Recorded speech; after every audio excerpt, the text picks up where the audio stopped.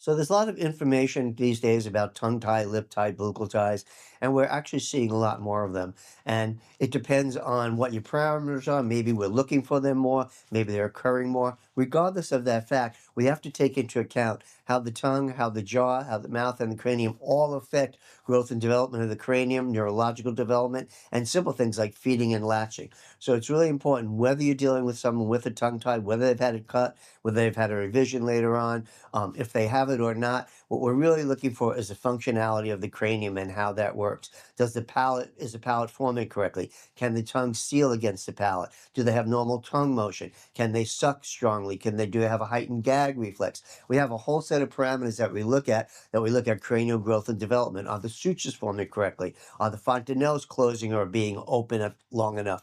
All this is dependent. Nothing in the body stands in isolation. So the way you move the tongue, the way the baby nurses, the way they hold their head, all play a factor in their functional and structural development. So it's really important whether you're dealing with tongue tie or not, or a lip tie or any of those, that not only you're looking at what happens when we cut that lip tie or tongue tie, but how that creates function or impedes function at the same time. So it's not every single tongue tie needs to be cut.